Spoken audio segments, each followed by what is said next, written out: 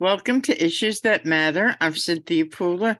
My guest today is Jose Vega. And a number of months ago, Jose confronted AOC at a town hall meeting, and she really didn't have much to say in defense of herself.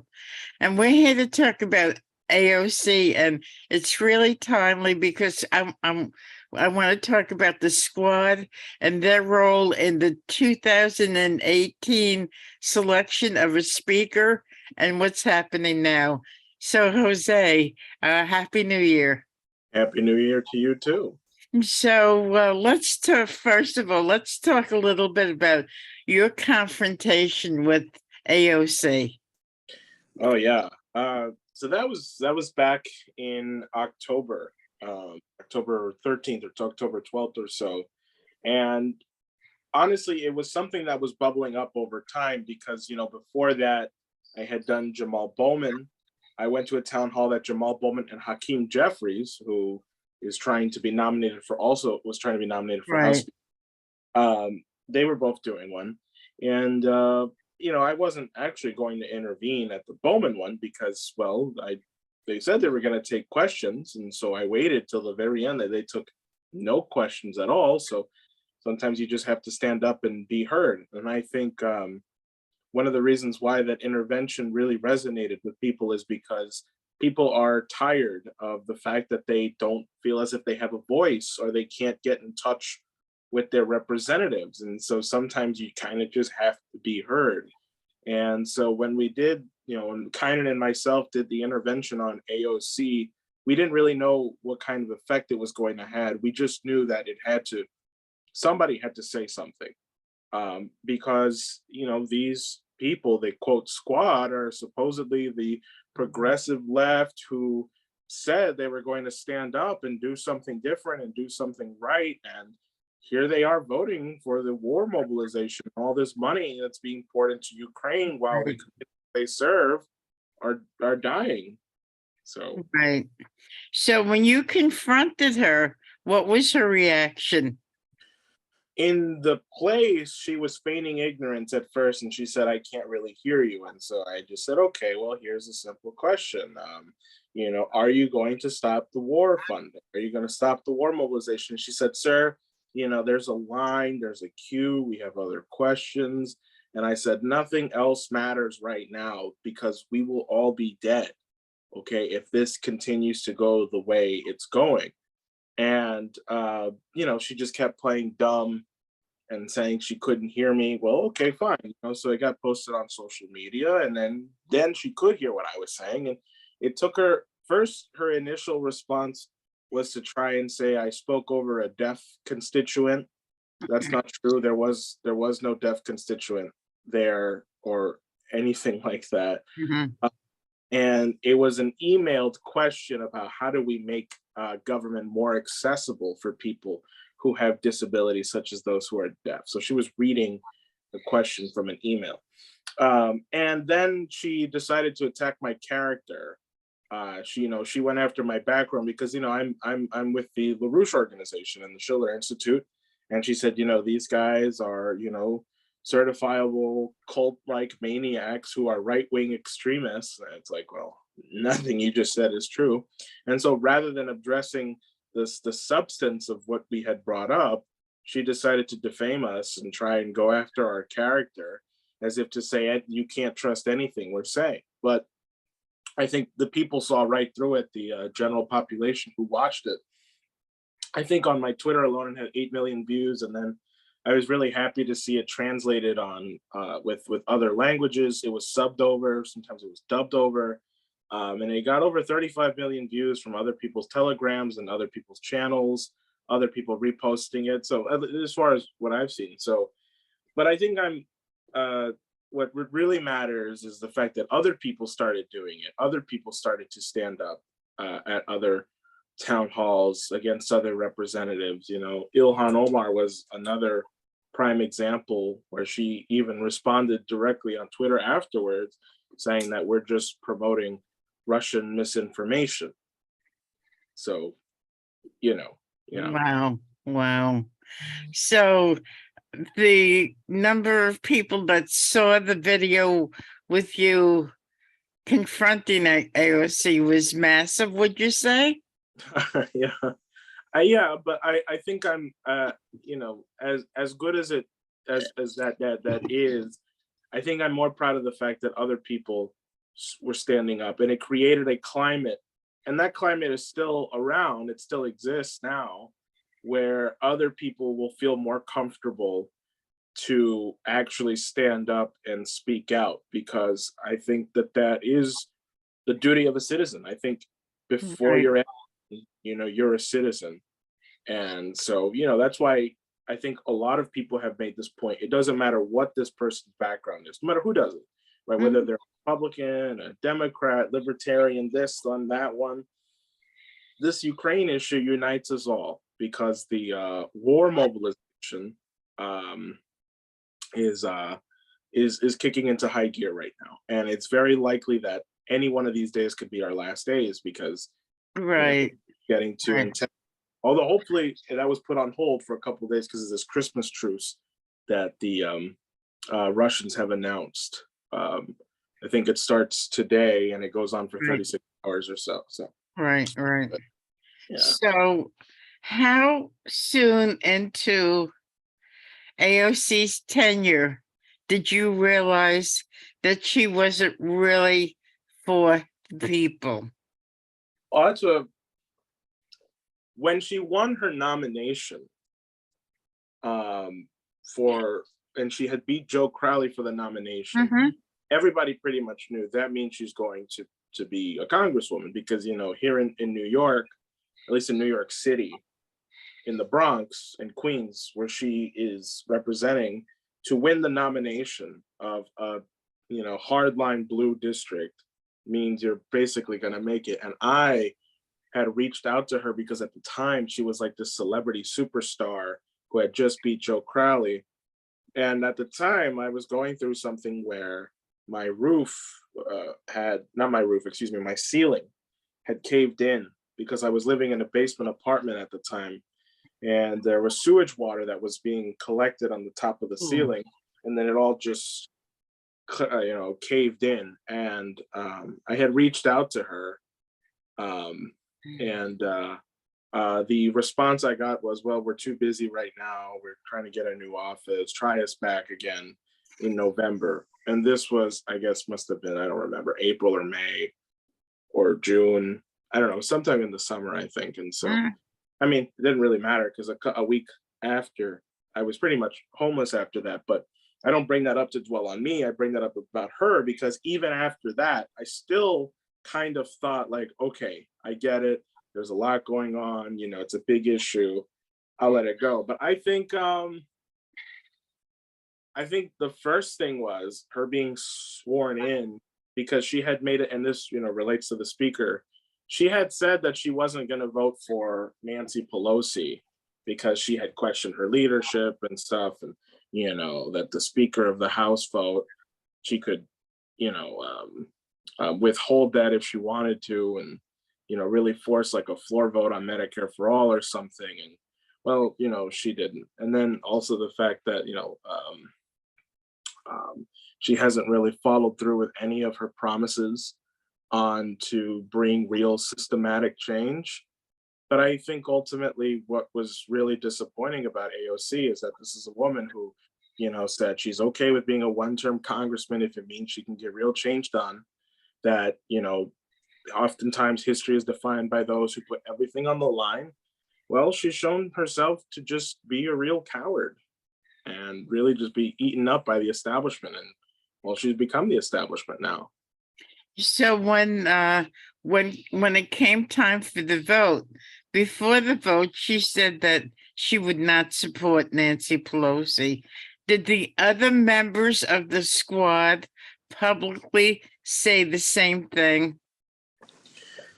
Um, I don't know about if the other members had said the same thing or not. I think what was happening though, and there's a great piece by this from Brianna Joy Gray from The Rising. she does this like this good 15-minute piece on explaining exactly what the tactic was, what they called force the vote. This the idea that we can withhold Nancy Pelosi from being Speaker of the House if she concedes to putting in unless she concedes to bringing in a floor vote for Medicare for all.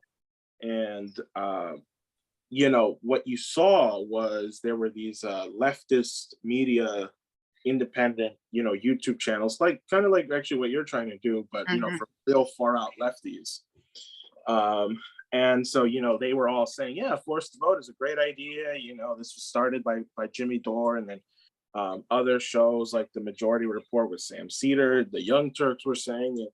And then Brianna Joy Gray goes on to say, but it was as if like a phone call had happened or something, but suddenly there was no more support for forced to vote in the online media space anymore. It's as if that conversation was just killed. And AOC had said, yeah, we're not going to force the vote. Instead, we're going to organize and caucus to get better committee positions, because that's what, she said is probably better to do, and well, it didn't really work out for them, because as we saw, Katie Porter in 2021, Katie Porter is a congresswoman who's, very good when it comes to exposing corruption in the corporate world. She was on the finance sector committee, and then because she had these famous posts where she would post this online, where she would bring like a whiteboard into Congress, and on the floor she would expose like, and this is like all the crazy corrupt things that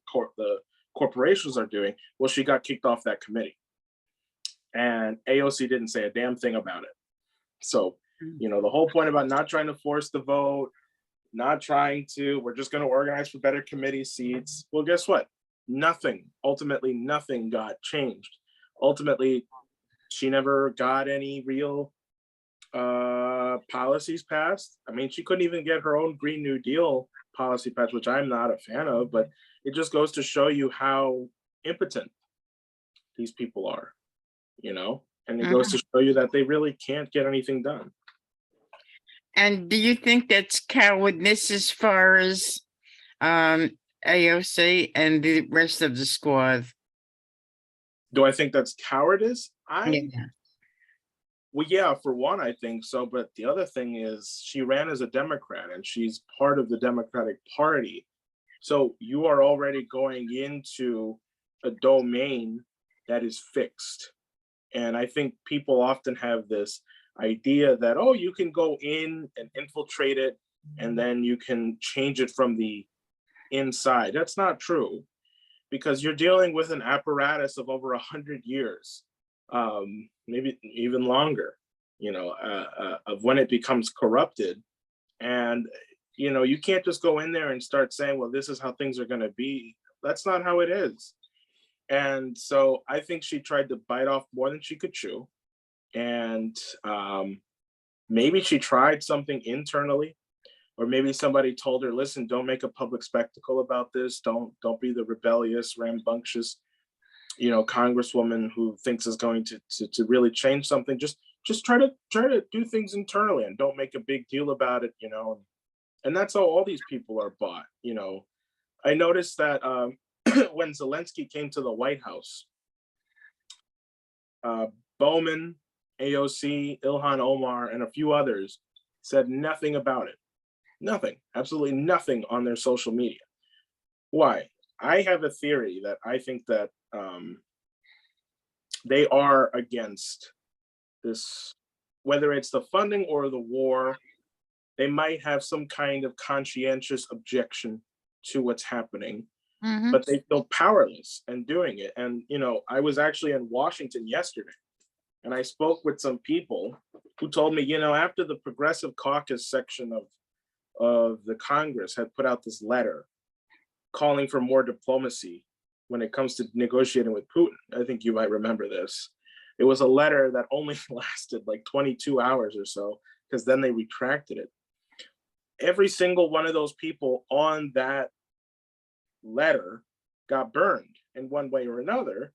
And this person told me they're scared to even touch the issue when it comes to Ukraine.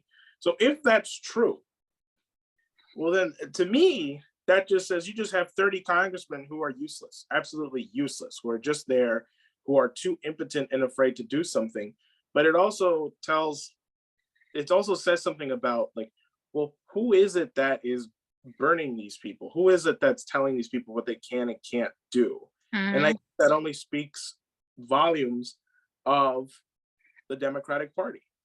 I think that only says, how corrupt how these this party actually is. That if you think you can come in there and try to change something, actually you can't. And I'm very fearful of. I think there's this one congressman who's 25 or 26 years old.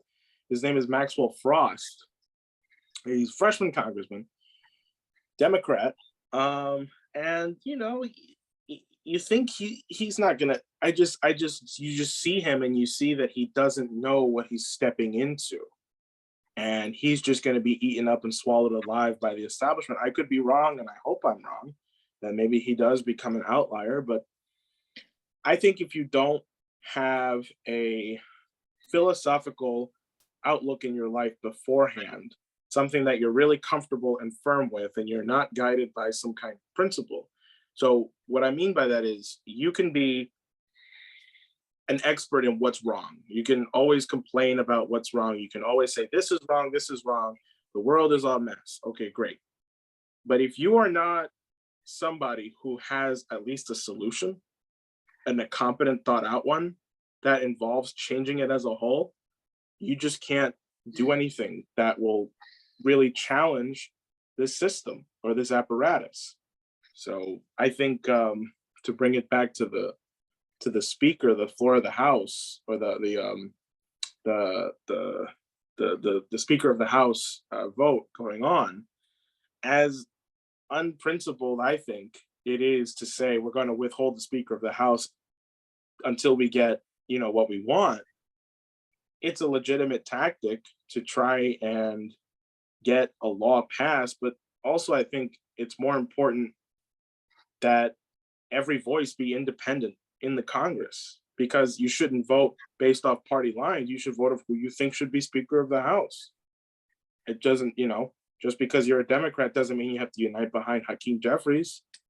I don't know, maybe you think your neighbor could be a better Speaker of the House. I mean, I looked it up. The Constitution doesn't say that the Speaker of the House has to be an incumbent Congress member. Right. You So could be speaker. I could be Speaker of the House. Yeah, Yeah. anybody can be Speaker of the House. And so I think that it's a good thing that you have people in the conservative Republican Party who've made it very clear we don't want Kevin McCarthy, because it's just going to be the same establishment corruption that we've had already for a long time. And that was something that Matt Gaetz had said, and I, I have I'm diametrically opposed to his politics, but I mean, he's right. He's saying, I don't want some establishment figure up there as the Speaker of the House. And he has a right not to vote for him, just as those 20 other congressmen who don't want to vote for Kevin McCarthy don't want to do. So do you think that what's happening right now for the vote for speaker is a blueprint of what AOC did in 2018? Yeah, yeah, because this is exactly what they should have done in 2018. Because when you're going into the Congress, you're dealing with just straight up corruption. There are no principled stances on anything. You have to speak their language, quote unquote. And by saying, yeah, I'm going to withhold the vote unless we get a floor vote on Medicare for all, that's exactly what you should have done. But she didn't, because it's like I said, she thought she could change things from the inside. She bit off more than she can chew, and now she's here. So how many people besides AOC in 2018 took her stance?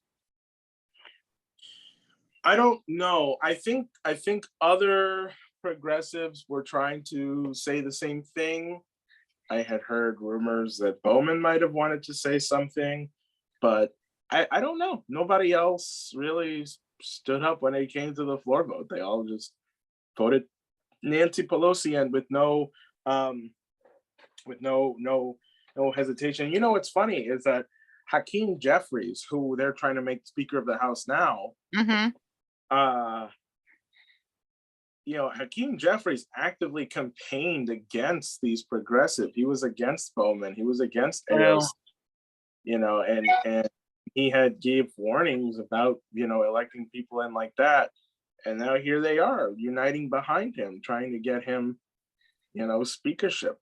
And mm, it just goes to show you how when you enter politics through the domain of the two-party system, you become the system. You're not an individual anymore. right. But the thing is,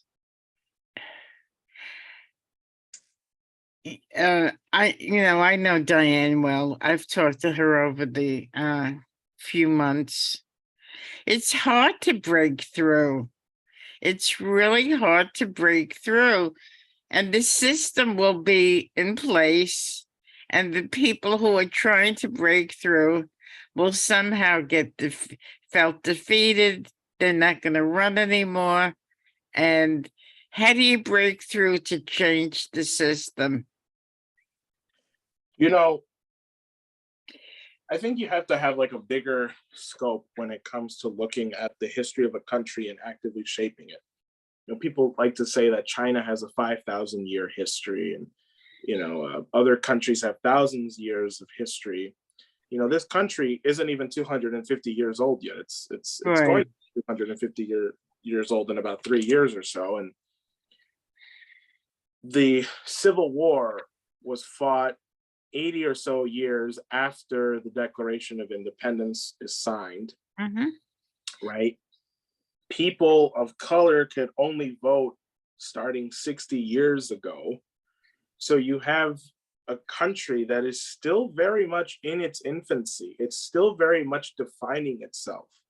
And in the grand scheme of things, hopefully, if this country continues to survive for another 1,000, 2,000, however many years, it can hopefully have its right to develop its own history. Then these are just the starting points where we will break away the chains of this two-party system and really have a government that I think our founding fathers envisioned, which is one, a Congress and Senate that is composed of independent voices that are actively dialoguing with each other, that are voting on bills and laws in a principled manner, not in a game of, well, I want this and you want this, so let's shake hands on getting this. So, going back to what you brought up about Diane and it being very hard, yeah, it is very hard right now. And because, well, we're not part of the game and we're trying to come into this domain and we're trying to rip apart the domain. And well, when you do that, the domain fights back. But I think what we're doing now is important because if we have the breakthrough now, where you do have, and don't get me wrong, I don't necessarily mean to say that to have independent voices, everybody needs to be an independent.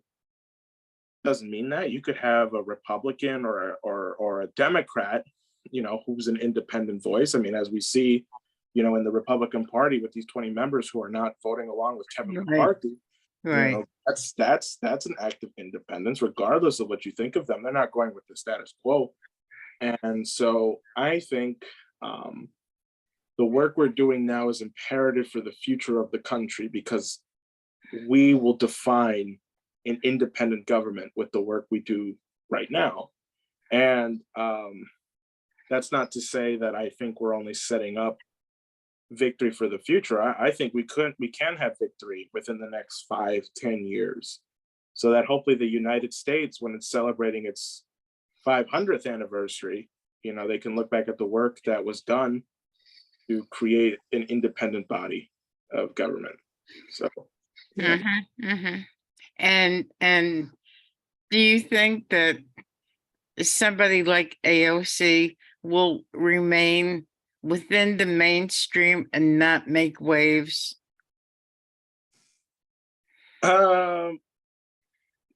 She is somebody who's useful to them, and she can definitely. I remember there were rumors of having her challenge Chuck Schumer or run for Senate, maybe even run for president someday. But Mm-hmm. Will she remain in the mainstream? Yes. And I don't think that's a good thing, actually. I think she, as long as she continues to be their little darling, not vote against them and not be a real threat in any way, she will continue to be promoted and celebrated in the mainstream. And do you think there's a lot of any one of those 20 people on the Republican side, are they a threat to McCarthy in the mainstream? That's a tough question. I mean, I don't know if I know how to answer that. I mean, you have people like Boebert and Matt Gaetz, who I think are not the best people when it comes to their politics, because some of these people are anti-China, hardcore, xenophobic, but they are questioning this Ukrainian narrative.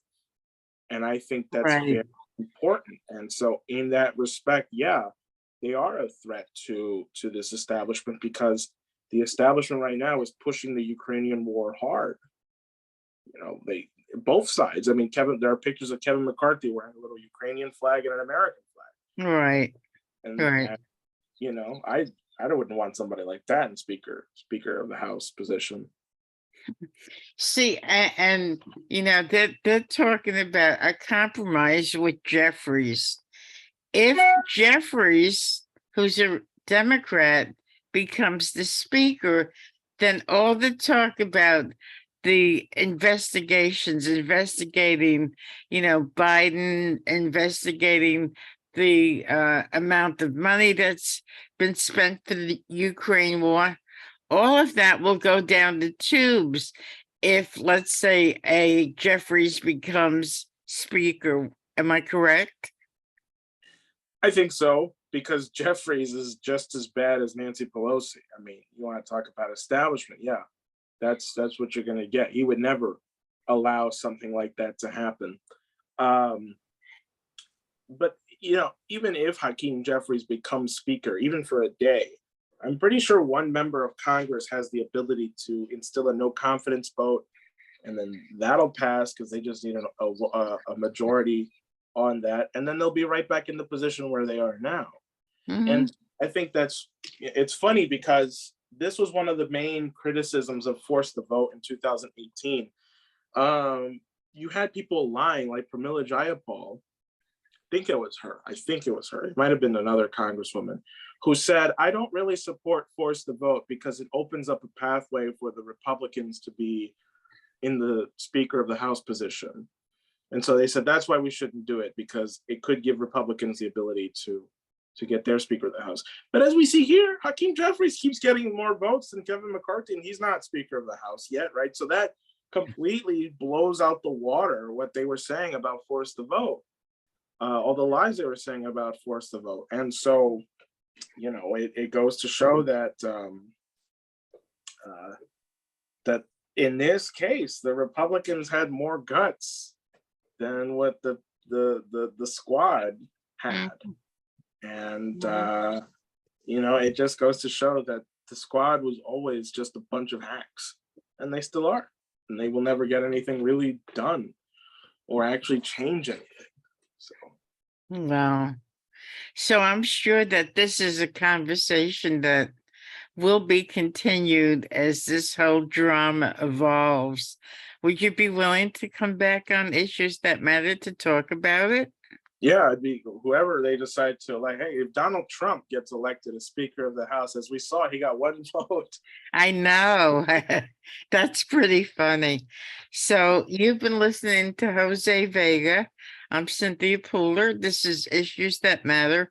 If you like this show, please subscribe to my YouTube channel. And thank you, Jose. Thank you, everybody, for listening. Have a great day.